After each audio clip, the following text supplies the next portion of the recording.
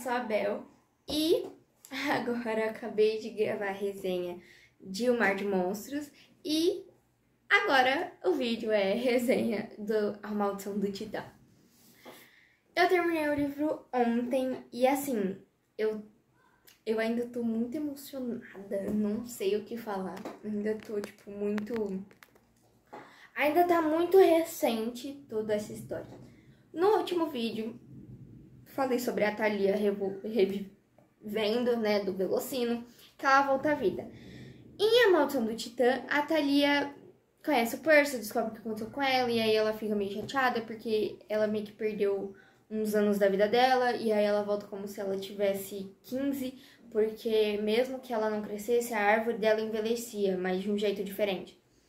E aí ela volta com 15 anos, e aí ela conhece o Percy, e é muito engraçada a interação entre ela e o Percy.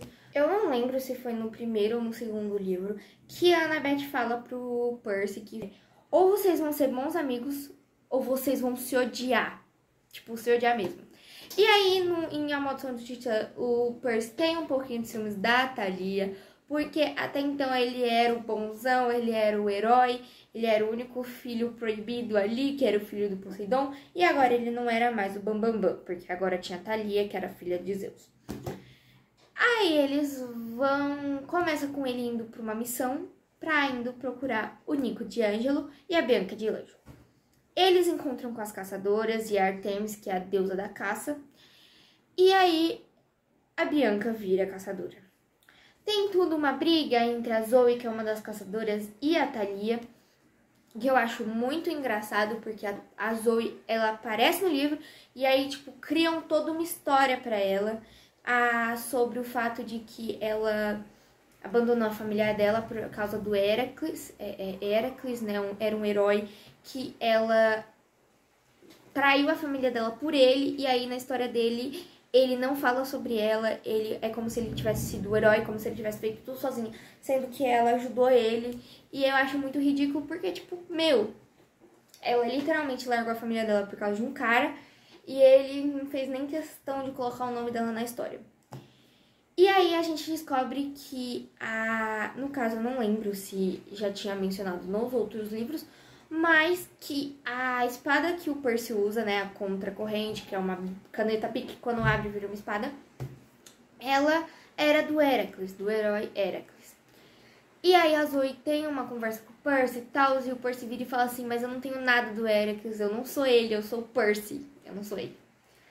E aí tem todo um negócio entre as caçadoras, não gostar de homens, e o que é bem engraçado, que teve também a entrada de Apolo e Artemis. Assim, pra mim, a entrada deles dois no livro foi perfeita, porque tem uma cena que a Artemis, ela vai caçar um monstro, que é o monstro topzera ali, que tá, nossa, meu Deus.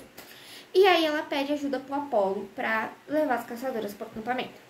E aí o Apolo vira e fala assim, e aí, gracinhas? E aí a Artemis vira pra ele e fala assim, você não fique dando em cima das minhas caçadoras. E é muito engraçado porque o Apolo, assim, o Apolo de todos os deuses é meu favorito. Ele foi muito gente boa, ele trata o Percy muito bem, diferente de outros deuses. Por exemplo, o Hermes. O Hermes não é tecnicamente tão ruim assim quanto o Ares, mas o Hermes não é uma das pessoas mais legais. Então, tipo assim, ele ajuda o Percy em O Mar de Monstros, mas o Apolo foi fofo, o Apolo foi gentil, ele foi engraçado, ele fez um monte de coisa, ajudou. No meio do livro, o Apolo se característica, ele fica em forma de mendigo pra poder ajudar eles, porque o Apolo é o irmão gêmeo da Artemis, e aí ele vira pro Percy e fala assim, eu sei que eu não podia estar aqui e que os deuses não podem interferir nas missões dos heróis, dos meios-sangues, mas eu tô aqui porque tudo que for preciso pra salvar minha irmã, eu vou fazer. Porque no meio da história, a Annabeth é sequestrada e a Artemis, a deusa da caça, também é sequestrada. E aí saem eles pra procurar a deusa e a Annabeth. No caso, saem pra procurar a deusa e não leva o Percy, porque vai a Bianca de Ângelo, a Zoe, a Thalia e o Grover. E aí uma outra caçadora que era pra ter ido acaba não indo, mas enfim. Aí o Percy foge do acampamento e encontra com elas, descobre um monte de coisa. Não vou ficar dando detalhes. E aí tem, tipo, muitas cenas legais entre eles indo lá. O que é bem triste é que não aparece quase nada da Annabeth nesse livro. Que eu fico, tipo, meio... Por quê? Eu gosto tanto da Annabeth. E foi um pouquinho, tipo, nhé. Mas também superou muito o Ladrão de Raios. Não superou tanto o Mar de Monstros, porque pra mim o Mar de Monstros ainda foi o livro com o maior plot twist que eu já li na minha vida. Pra mim, a Thalia revoltando a vida e o Tyson não tendo morrendo foi um dos maiores plots que eu já li. De todos os livros que eu já li. Então, tem ali uma introdução do Apolo, da Artemis, o Luke também, a relação entre a Thalia e o Percy também é muito legal de ler, porque uma hora eles estão brigando, outra hora eles estão muito legal. É muito legal também a relação entre a Zoe e a Thalia, que elas vivem brigando. E até agora eu não entendi o porquê da birrinha delas, do porquê que elas brigam. Mas no final dá tudo certo. Aí tem uma cena do Titã Atlas, que ele carrega o peso do mundo, que é o Urano, que lá era onde eles concederam os filhos deles titãs, no caso o Urano com a Gaia, que foi o morro lá onde eles conceberam os primeiros filhos deles, que eram os titãs, e o filho mais novo deles, titãs, era o Cronos. Então, o Atlas, que é um sobrinho do Cronos, um neto da Gaia e do Urano, ele fica lá segurando o peso do mundo. O céu, né? Segurando o céu pro céu não encostar na terra pra não esmagar todo mundo. E aí é a maldição do Titã. Então, por isso que o nome, a maldição do Titã, seria a maldição do Atlas entre segurar o céu. Porque a Annabeth fica lá, segura o Luke, segura o céu pro Atlas poder fugir. E na Primeira Guerra, o Atlas foi um membro muito importante da Primeira Guerra entre titãs e deuses, porque ele era o braço direito do Cronos. Então, deu pra entender. E aí o Luke vai pro lugar dele, a Annabeth, boba, vai, salva o Luke. E aí ela fica segurando o peso do mundo. Depois, colocam a Artemis pra segurar o peso do mundo. E aí tem toda uma cena fofinha deles lutando. Eu descobri muitas coisas, tipo, muitas coisas mesmo. Eu não vou contar, né? Inclusive, no outro vídeo de resenha, teve muito spoiler. Então, se você não quer pegar spoiler, não assista. Nesse aqui não vai ter tanto, porque, enfim, é isso. Deixaram suspense. Mas eu achei muito legal. Eu dou 4 estrelas também. Também porque o Mar de Monstros eu dei 4,5, esse eu dou só 4. Eu gostei muito, a diagramação dele também é maravilhosa, o T-Rick perfeito, o T-Rick consegue fazer os personagens assim muito bom. É tipo, não sei explicar. Ele tem o dom de escrever, porque ele introduziu 4 personagens novos, o Nico, Bianca, Zoe, Artemis, Apolo, a Thalia. Ele introduziu um monte de personagem novo que eu achei muito legal. E ele conseguiu fazer de um jeito muito leve, sabe? Não ficou aquela coisa de porque tem que conhecer tal personagem. Ele colocava as histórias, a relação entre os personagens, o que ficava muito legal e às vezes muito engraçado de ler. E dava pra você sentir que você estava dentro da história. Assim, muito incrível. Recomendo também pra adulto, criança, adolescente, menos pra bebê, que bebê não lê. Mas se você quiser ler pro seu bebê, enfim. E também uma das cenas mais engraçadas é do solstício de inverno, quando já tá tudo resolvido. Que eu só fico pensando, cara, que família maravilhosa. A maioria dos deuses é por incesto, então eles são meio que irmão, primo, tio, pai ao mesmo tempo, tudo junto. Se duvidar, até eu sou parente deles, porque eles têm tantos filhos, tantos parentes, que eu não sei mais. Tive que parar um pouco pra fechar a janela de casa, mas enfim. E aí é muito engraçado porque é uma família muito desunida. Brincadeira. É porque toda vez que eu li alguma coisa sobre os deuses, eu só lembrava da música da Grande Família. Acho que é Grande Família, né? Essa família muito unida e também muito oriçada. Gente, E aí no solstício de inverno a gente consegue ter o prazer de ter todos os deuses ali ao mesmo tempo. Tirando o Hades, porque o Hades, eu não sei, eu acho que o Hades é proibido de ir pro solstício porque ele fez alguma coisa, ou ele não quer mesmo. Então eram 12 cadeiras, acho que uma tava vazia. Entre elas tínhamos Hera, Apolo, Artemis, Atena, Afrodite, Deméter, Persefone, Zeus, Poseidon, Ares, Hefesto, Hermes e eu não lembro, acho que tinha outro, não tinha, não, são eles mesmos, tá tudo certo. E foi muito, tinha o Dionísio também, tinha o Dionísio. E aí eles estão lá tentando decidir se eles vão matar o Percy ou não. O Ares falou, não, eu acho que a gente devia eles, né? E aí o Poseidon fala, não vou deixar vocês fazer picadinho do meu filho. Aí o Zeus vira e fala assim, muito menos da minha filha, que é a Thalia.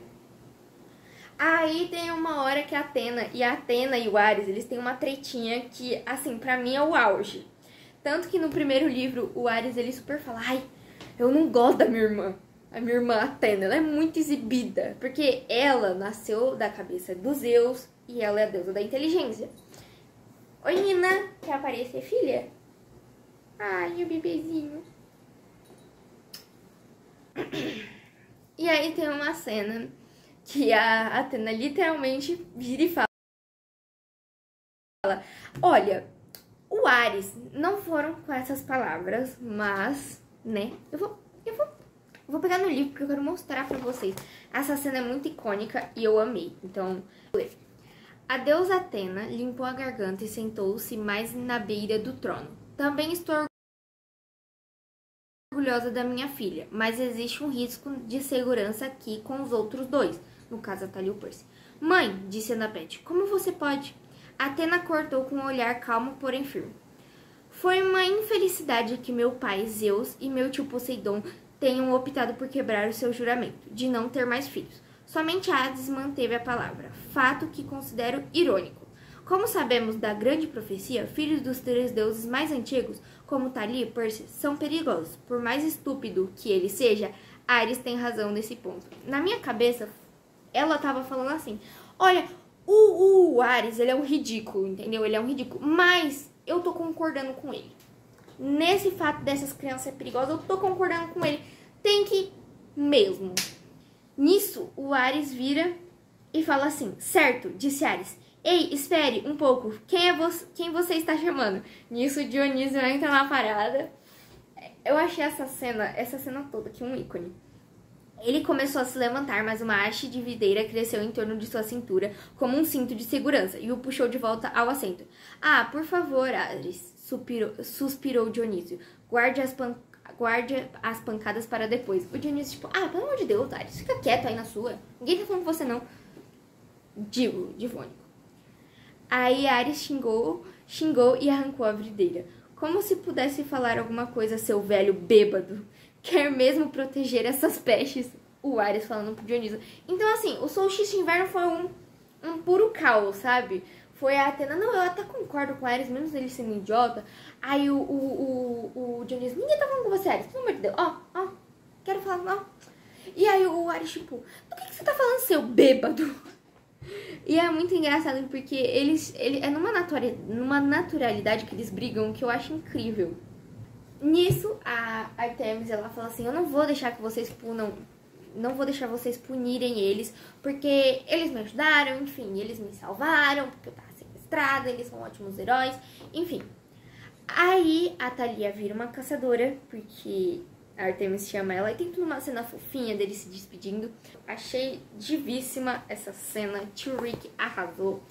Pra mim foi uma das melhores partes do livro inteiro, e essa parte só teve no final. Então, me ganhou assim, ó. Eu já tava feliz com o livro. Aí minha alegria foi lá em cima, só de imaginar essa cena toda, porque é como se fosse um filme passando na minha cabeça. Eu senti que eu tava lá, que eu tava vendo essa cena toda. Então, assim, recomendo. Quando eu ler o próximo livro, que é o quarto, eu trago resenha pra vocês, mas vai demorar um pouco. Oi! Então, gente, eu tô gravando aqui a parte porque eu tava editando o vídeo de resenha de A Maldição do Titã e no finalzinho do vídeo eu percebi que eu não contei o final da história. Eu fiquei muito animada falando sobre a briga dos deuses, que acabei nem contando o final da história. Bom, o Percy, a Annabeth e o Grover voltam para o acampamento. E antes do Percy fugir do acampamento pra encontrar com a Zoe, Artemis, pra poder salvar Artemis e enfim, fugiu do acampamento, ele prometeu pro Nico, de Ângelo, que ele ia proteger a irmã dele, a Bianca. E aí o Percy tem que contar pro Nico que a Bianca... Enfim, e aí ele entrega uma estátua pro Nico, que é a estátua de Hades. E era o único deus que o Nico não tinha, porque o Nico joga mitomagia. Mitologia com magia, um negócio assim. E aí o Nico fica, tipo, muito bravo com o Percy. E ele fala, mano, você é um mentiroso, eu confiei em você, você falou que ia proteger minha irmã. Aí do nada, assim, muito aleatório, o Nico joga assim a estátua no chão. Muito aleatoriamente aparece uns esqueletos do submundo. E aí, tipo, começa a atacar eles e o Percy fica tipo, meu, vai embora, eles vão te machucar. E o Percy fica tipo, o que tá acontecendo? Porque não pode entrar monstros, nem seres humanos, né, nem humanos normais, dentro do acampamento. A não ser que alguém permita, que alguém ofereça. Tipo, você quer entrar? Permita a entrada. E o Percy fica tipo, o que tá acontecendo? E aí o Percy luta com os esqueletos. E aí ele tem mais uma discussão com o Nico. E o Nico sai correndo. E aí deixa entender que o Nico é o quê? Filho de Hades. Bianca também. Só que eu já sabia que eles dois eram filhos de Hades, porque eu vi spoiler no TikTok. Infelizmente. Mas enfim, aí o Percy vai falar com a Annabeth e com o Grover sobre o fato de o Nico ter desaparecido. Porque o Nico desapareceu. E aí eles contam pro Quirrell que ele só tá sumidinho. E aí o Quirrell fala, eu prefiro que ele tenha morrido, né? Do que ele tenha se juntado ao Cronos. Porque é meio óbvio que pode ser que aconteça. Eu não sei se vai acontecer. Mas, tipo assim, o Nico tá bravo porque o Percy não protegeu a irmã dele. A irmã dele morreu. Então, talvez ele tá num momento frágil ali. Talvez pode acontecer. Não sei. Mas, enfim. Aí tem uma conversa entre ele, a Annabeth e o Grover no final do livro. E eles estão falando, tipo, nossa, o Hades... Tipo... não cumpriu a promessa de não ter mais filhos e tal. E aí o Percy explica que na verdade não, que a Bianca e o Nico são filhos do Hades antes da promessa. Porque o Nico e a Bianca ficaram presos no cassino de Las Vegas. Lembra do primeiro livro, quando eles ficam presos no cassino e o cassino? Tipo assim, você entra lá, parece que passou uma hora. Você entra lá, você fica jogando. Pra você parece que passou uma hora, mas passou um ano. Então, o Nico e a Bianca ficaram presos lá por décadas. Tipo, décadas. Então, eles são muito velhos. Só que, como pra eles foi como se tivesse passado, tipo, 2, 3 horas, eles não envelheceram. E eles também não tinham consciência de que tinham passado décadas. O Percy só foi encaixando as pecinhas porque a Bianca, ela fala... Tipo, eles perguntam pra Bianca, qual foi o último presidente? E aí ela fala um nome de um cara que, tipo, tinha sido presidente há uns 30 anos atrás. E eles ficam... Tem alguma coisa de errado aí. E aí o Nico some e é o final da Maldição do Titã. E aí tem que descobrir o que vai acontecer com o Nico no próximo livro. Foi isso. Desculpem por eu ter gravado o vídeo errado. E eu até gravaria o vídeo inteiro, mas o vídeo já tá todo editado. Só faltava o final. Então eu resolvi gravar esse trechinho pra não ficar de fora. Enfim, foi isso. Um beijo e desculpa. Eu não vou trazer resenhas de todos da minha vida fora de série. Na verdade, eu não sei, porque eu tô pensando ainda sobre isso. Enfim, deixa o like, se inscrevem, ativa os sininhos pra vocês receberem notificações dos vídeos quando eu postar aqui. Se vocês quiserem vídeos curtos de conteúdo literário, meu TikTok também vai estar na descrição, se vocês quiserem ir lá. E vai aparecer não sei em que lugar, mas vai aparecer outro vídeo aqui do canal pra vocês assistirem. Vão ver os outros vídeos.